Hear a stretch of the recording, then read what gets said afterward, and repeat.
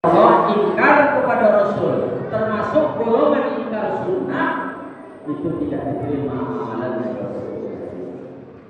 Sebaliknya, yang kedua ayatnya adalah aqimis shalah wa atuz zakat. Dirikan sholat dan bayarkanlah zakat. Harus kedua-duanya beriringan. Kalau kita tidak mampu, tidak termasuk orang yang kaya, tidak usah zakat mal, zakat fitrah wajib kita keluarkan. Makanya Allah saya ulangi, aqimis shalah wa atuz zakat. Dirikan sholat, tunaikan zakat. Harus beriringan dua-duanya. Sedangkan yang ketiga ayat yang kita maksud Bapak Ibu sekalian adalah anishkurli waliwalidaika. Bersyukurlah kepadaku kata Allah dan berterima kasihlah kepada kedua orang tua. Makanya mohon maaf, apa kemuliaan berbakti kepada orang tua Bapak Ibu sekalian sangat banyak disampaikan Allah dan Rasul. Sangat banyak. Apa diantaranya? Orang yang mendurhakai ayah ibunya, orang tuanya, itu termasuk melakukan al-kabair, dosa besar. Jadi ada beberapa dosa besar Bapak Ibu sekalian. Kalau syirik menyekutukan Allah itu tidak usah dibahas lagi. Itu dosa itu. Sekarang yang kita bahas adalah salah satu dari al-kabair. Apa itu al-kabair? Beberapa dari dosa besar. Termasuk berzina, minuman keras, mencuri, merampok, mendatangi sihir, kemudian durhaka kepada orang tua. Itu adalah salah satu dosa besar. Kita diingatkan pada cerita seorang sahabat Nabi yang bernama Uwais Al-Qarni. Pernah dengar ceritanya Bapak Ibu?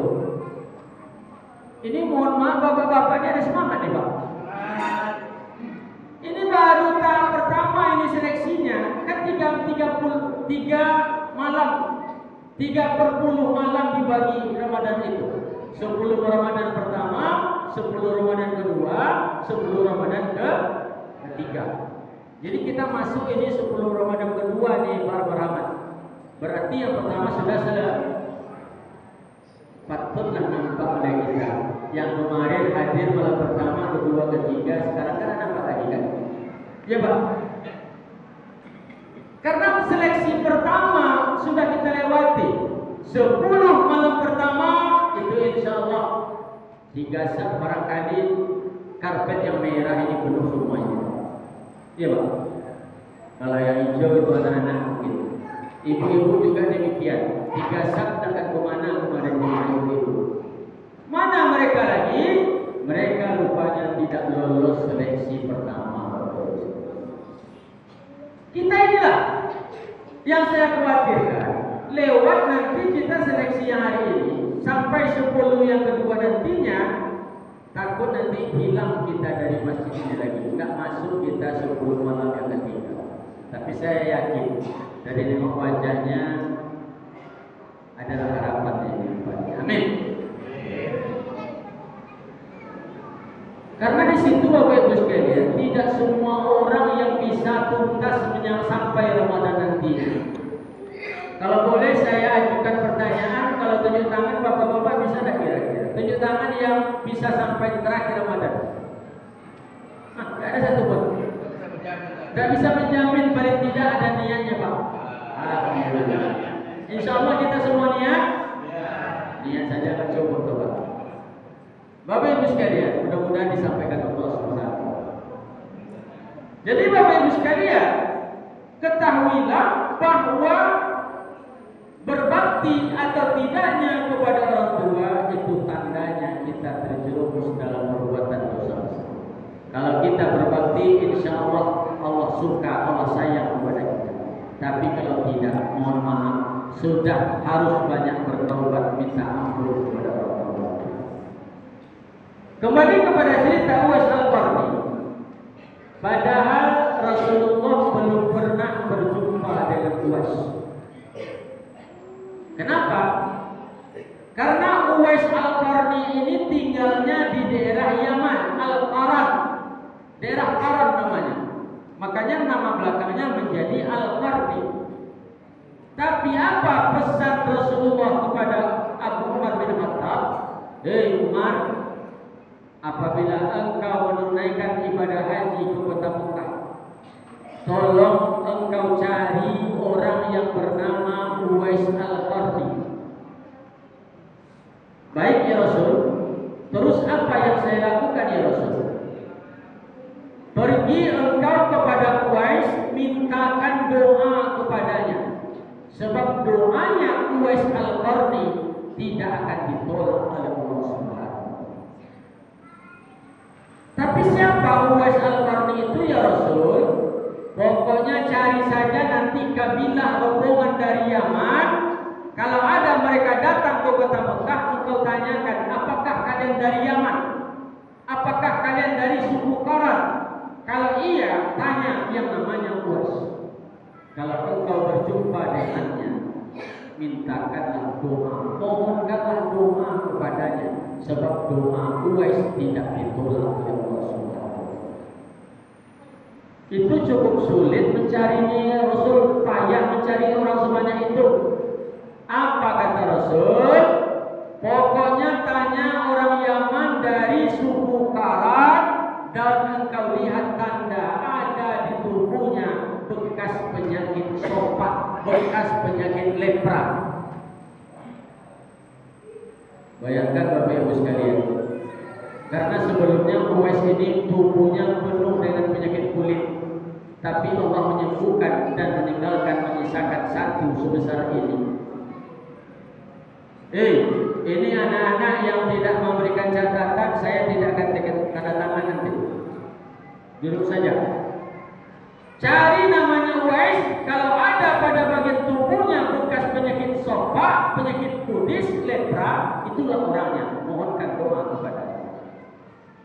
Makanya dikenal dalam sejarah Islam Bapak Ibu sekalian, Uwais Al-Qarni ini tidak dikenal di dunia, tidak dikenal oleh makhluk bumi, tapi dia dikenal oleh makhluk langit. Kenapa dia tidak dikenal di makhluk bumi? Justru makhluk langit yang mengenalnya, karena bakti dan taatnya kepada orang tuanya, terutama ibu.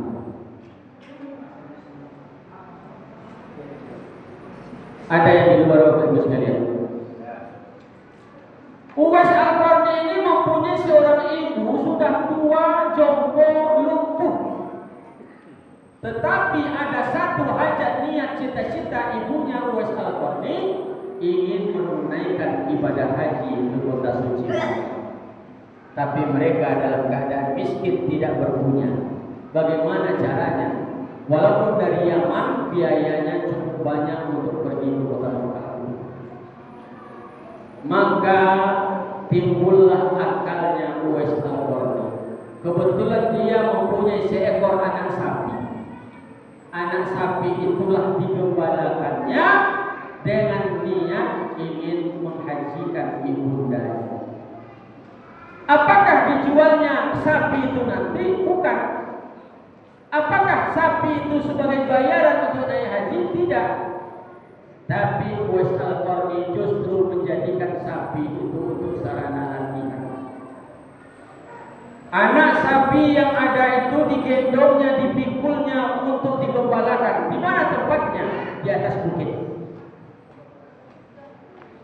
Begitu dia bawa dari rumah, dia gendong, dia pikul anak sapi itu sampai di bukit digembalakan, kenyang perutnya, sore hari dibawa kembali turun. Itulah kerjanya setiap hari Bapak Ibu sekalian. Rupanya ada niat tersendiri dari Uwais. Apa itu? Untuk melatih kekuatannya, menguatkan otot dan tulangnya agar bisa nanti menggendong ibunya pergi ke Mekah untuk haji. Bayangkan Bapak Ibu. Dan insya Allah terwujud, meskipun orang kampung menertawakan, "Hei, nak kalian itu Uwais, Kenapa Uwais? Sudah gila rupanya. Dia mengembala sapi, dia beternak sapi, tapi dia pikul dari kaki bukit ke atas bukit. Sore nanti dibawa kembali pulang. Apakah tidak gila namanya itu? Tapi Uwais Al-Qarni tidak hiraukan, tetap dibawa. Dia berkeyakinan bakti kepada orang tuanya jauh lebih hebat daripada cemehnya orang. Sampai masanya Bapak Ibu sekalian, kuat rasanya, mulailah digendongnya ibunya menunaikan haji ke kota Mekah dari kampung halamannya. Itu tadi, makanya Rasulullah mengatakan, mintakan doa kepada Uwais Al-Qarni. Nabi Muhammad belum pernah berjumpa, tapi Nabi Muhammad mintakan Umar untuk mintakan doa kepada Uwais. Tidak dikenal di bumi, tapi dikenal di langit Allah Subhanahu. Kemuliaan apa yang didapat oleh Uwais Bapak Ibu sekalian adalah berbakti kepada orang tua. Makanya dari itu yang kedua, apa peranan, apa fadilah keutamaan bakti orang tua? Rupanya ridho Allah itu tergantung dari ridho orang tua. Ridho Allah fi ridhal walidain wa suhtullah fi suhtil walidain. Ridho Allah bergantung kepada ridho orang tua. Murka Allah, azab Allah tergantung kepada murka, azab, marahnya orang tua. Dan kita semuanya pasti merasakan Bapak Ibu sekalian. Di saat kita di masa punya orang tua, masa anak-anak kecil remaja kita, melawan kita kepada orang tua kita, ayah ibu kita. Jangan kaget, jangan terkejut ketika kita sudah mempunyai anak, mempunyai keluarga, ada anak kita yang melawan, yang berkata kepada kita. Hukum tabung buai itu nyata adanya. Bu, ada anak kita yang melawan, yang berani sama kita sekarang ini? Ada?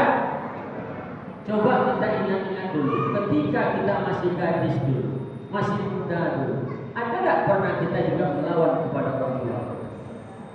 Ada? Makanya artinya akan turun-temurun terus. Tapi di saat kita berbakti kepada orang tua kita di masa lalu, yakinlah anak kita pun banyak yang berbakti kepada kita. Makanya sekali lagi mohon maaf saya sampaikan di awal tadi, memang tidak semua kita yang hadir ini adalah orang tua, tapi yang nyata adalah setiap kita yang hadir adalah anak daripada orang tua kita masing-masing. Akan terasa Bapak Ibu sekalian, saya memasuki 2 tahun ditinggalkan oleh ibu saya almarhumah 90 tahun umurnya, tapi masih ingin berada di sisinya. Padahal ibu saya itu lumpuh sudah 5 tahun. Terasa sekali Bapak Ibu sekalian. Makanya ada saudara saya yang di Jakarta sana sering menyampaikan syairnya. Saudara beda bapak lain ibu. Apa katanya? Kalau sudah tiada baru terasa. Kalau sudah tidak ada bersama lagi dengan kita, baru terasa kehilangan kita Bapak Ibu. Jadi mohon maaf bagi yang punya masih orang tua, muliakan mereka. Orang yang tidak sayang sama anak, sama istrinya, itu adalah suatu kesalahan, dosa. Tapi karena sayang kepada anak dan istri, meninggalkan orang tua, itu dosa besar. Yang pertama dosa, yang kedua dosa saya ulangi. Ada orang suami yang tidak sayang kepada anak dan istrinya, tidak menghiraukan anak dan istrinya, itu dosa. Tetapi ketika ada anak yang sudah punya anak dan istri, seorang suami yang sudah punya anak dan istri, lebih sayang kepada anak istrinya dibandingkan orang tuanya, terutama ibunya, itu dosa besar. Alangkah sedihnya hati seorang tua, terutama ibu. Di hari baik, di bulan baik, hari yang dinantikan anak cucu menantu datang, tahu-tahu tidak muncul, tidak terlihat dari bulu matanya. Rupanya apa? Alasan alasannya menelepon, mohon maaf, saya tidak bisa pulang, sibuk, banyak urusan saya, hanya untuk meluangkan waktu bertemu orang tuanya saja, mereka tidak punya kesempatan. Bapak Ibu sekalian, tidak ada gunanya ibadah kita lakukan kalau kita membelakangi, mendurhakai orang tua. Kalau pengajian tingkat sekolah SMA, SMP, SD, MTS, saya selalu sampaikan cerita Alqamah. Siapa Alqamah? Sahabat Nabi yang rajin ibadah, sholatnya rajin, puasa rajin, baca Quran, infak, sedekah rajin, zakat rajin. Tapi satu kesalahannya, dia tidak menghiraukan orang tua. Makanya menjelang kematiannya, dia dalam sekaratul maut tidak bisa mengucapkan kalimat la ilaha illallah. Tertahan, tidak bisa diucapkan lidahnya.